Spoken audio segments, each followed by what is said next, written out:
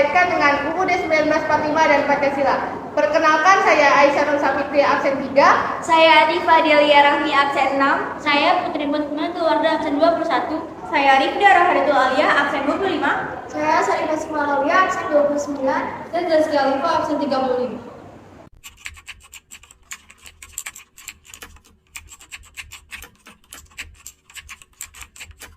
Pedangdut Lesti Kejora menggemparkan jagat dunia hiburan usai dirinya membuat laporan adanya dugaan KDRT sang suami, yaitu Rizky Bilar ke Polres Jakarta Selatan. Lesti dan Bilar yang tampaknya selalu mesra dan harmonis di depan kamera itu tiba-tiba terpapar isu KDRT.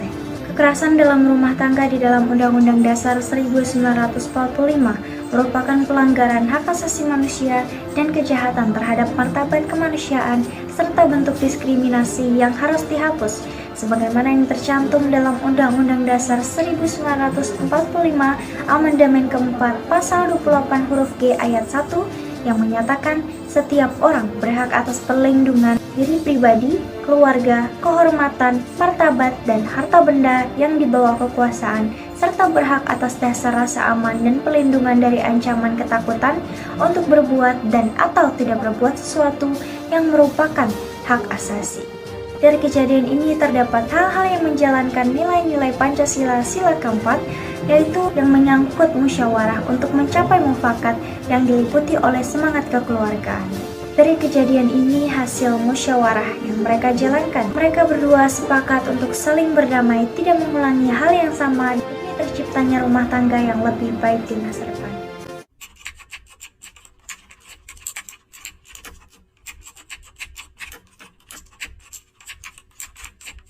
Kasus selanjutnya datang dari ranah olahraga, sepak bola. 1 Oktober 2022 menjadi laga kontra antara Arema FC dan Persebaya yang berlangsung di Stadion Kanjuruhan Malang, di mana Persebaya berhasil menang dengan skor 3-2. Babak berakhir, salah seorang supporter Arema nekat masuk ke lapangan. Lambat laun semakin ramai supporter yang masuk untuk meluapkan kekecewaan kepada para pemain. Dan beberapa oknum ada yang berbuat rusuh. Setelah pemain masuk ke ruang ganti, keadaan semakin tak terkendali. Aparat memilih menembakkan gas air mata yang sebenarnya dilarang digunakan untuk membubarkan massa setelah melakukan berbagai upaya untuk memukul mundur para supporter. Serentak, supporter berlarian menuju pintu keluar yang sudah penuh dan sesak karena banyak massa yang hendak keluar juga. Sedangkan kondisi di luar stadion pun tak kalah kacau. Karenanya, Stadion Kanjuruhan berhasil memakan 130 lebih korban jiwa. Tragedi ini berkaitan dengan pasal 28A. Setiap orang berhak untuk hidup serta berhak mempertahankan hidup dan kehidupannya. Adapun kejadian ini bertentangan dengan sila kedua, bagaimana mengembangkan sikap saling tenggang rasa dan tanpa selera, mengembangkan sikap tidak semena-mena terhadap orang lain, dan menjunjung tinggi nilai-nilai kemanusiaan. Juga pada sila ketiga, yakni mampu menempatkan persatuan, kesatuan, serta kepentingan dan keselamatan bangsa dan negara sebagai kepentingan bersama, di atas kepentingan pribadi dan golongan.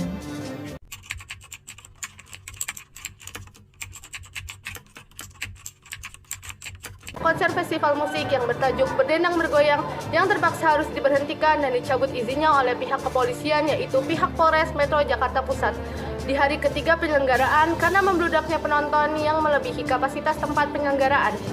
Dari over kapasitas tersebut, pihak kepolisian mengetahui bahwa ada sebanyak puluhan penonton yang jatuh pingsan akibat kehabisan oksigen. Selain penonton yang jatuh pingsan, ada juga beberapa penonton yang mengalami luka-luka akibat berdesakan dengan penonton lainnya. Tidak hanya sampai di situ, penonton yang sudah membeli tiket konser selama 3 hari juga merasa dirugikan karena adanya kejadian tersebut. Para tenaga-tenaga yang menjual makanan dan minuman juga merasa dirugikan. Para tenaga kuliner menyatakan bahwa mereka merasa dirugikan karena harus terburu-buru merapikan dan membongkar segala tenda dan perlengkapan lainnya. Hal ini tentu mendapat perhatian penting dari pihak kepolisian. Seharusnya panitia penyelenggaraan konser ini harus tetap memperhatikan dan mementingkan keselamatan penonton alih-alih hanya memikirkan dan memperhatikan keuntungan untuk diri sendiri. Kejadian ini juga bisa dikaitkan dengan UUD 1945 Pasal 28D ayat 1 yang berbunyi, setiap orang berhak atas pengakuan, jaminan, perlindungan, dan kepastian hukum yang adil serta perlakuan yang sama di hadapan umum. Bisa dikaitkan juga dengan Pancasila sila kelima, yaitu tidak menggunakan hak milik untuk bertentangan dan atau merugikan kepentingan umum.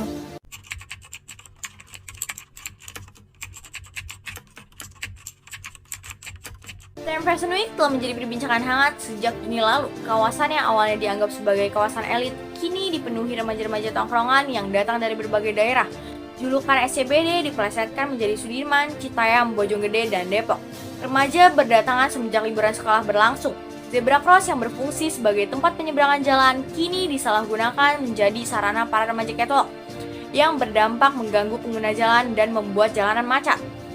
Selain itu, stigma buruk masyarakat diperparah dengan tumpukan sampah yang berserakan di kawasan itu dan para remaja yang tidur di jalanan. Tindakan ini tentu saja meresahkan pengguna jalan dan rawan tindak kriminalitas. Kasus ini berkaitan dengan UUD 1945 tentang lalu lintas dan angkutan jalan, yakni pasal 28J ayat 1. Setiap orang wajib menghormati hak asasi manusia orang lain dalam tertib kehidupan bermasyarakat, berbangsa, dan bernegara. Sila yang dilanggar yaitu sila kelima, sebagaimana menjaga keseimbangan antara hak dan kewajiban. Acara ini juga menjadi ajang pemersatu sebagaimana sila ketiga, yakni mengembangkan persatuan Indonesia atas dasar Bhinneka Tunggal Ika.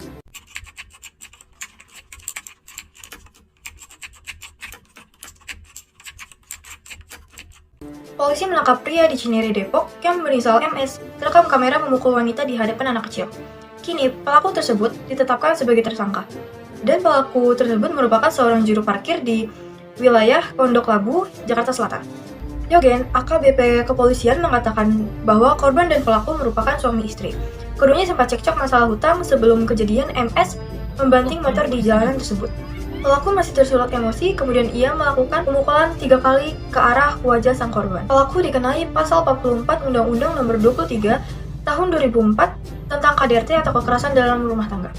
Kekerasan dalam rumah tangga merupakan pelanggaran hak asasi manusia dan kejahatan terhadap martabat kemanusiaan, serta bentuk diskriminasi yang harus dihapus.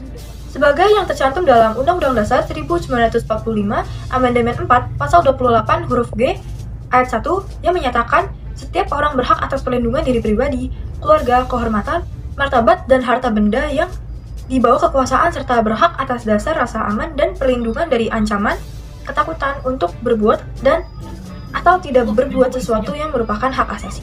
Kasus kekerasan dalam rumah tangga ini memang sangat miris untuk terdengar di telinga kita. Tentu hal ini telah melenceng dari Pancasila-sila kedua yang berbunyi kemanusiaan yang adil dan beradab. Karena dalam sila kedua terkandung nilai-nilai humanity atau nilai-nilai kemanusiaan yang harus kita terapkan dalam segala aspek kehidupan.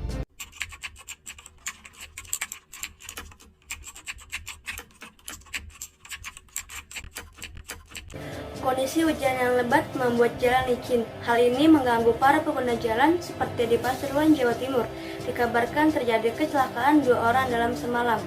Ada pengguna jalan yang mengendarai kendaraannya dengan lalai dan berkendaraan menggunakan kecepatan yang sangat tinggi, yang menyebabkan terjadi kecelakaan nyawa 2 orang dalam waktu semalam. Pertama di Desa Lego, Kecamatan Gempol pada setengah 3 pagi dan jam setengah 6 di Desa Sumber Agung, Kecamatan Grati. Tragedi ini berkaitan dengan UUD 1945 Pasal 28J ayat 1. Setiap orang wajib menghormati hak asasi manusia orang lain dalam tertib kehidupan bermasyarakat, berbangsa, dan bernegara. Setiap pengguna jalan memiliki hak untuk mendapatkan kenyamanan dan keamanan saat berkendara. Kejadian ini bertentangan dengan sila kelima keadilan sosial bagi seluruh rakyat Indonesia, bagaimana menjaga keseimbangan antara hak dan kewajiban dan menghormati hak orang lain. Akibat kelalaian pengemudi tersebut membuat korban tidak mendapatkan hak keamanan dalam berkendara. Meskipun begitu, dari kasus ini terdapat hal yang menjalankan dengan Pancasila sila kedua kemanusiaan yang adil dan beradab, yaitu gemar melakukan kegiatan kemanusiaan.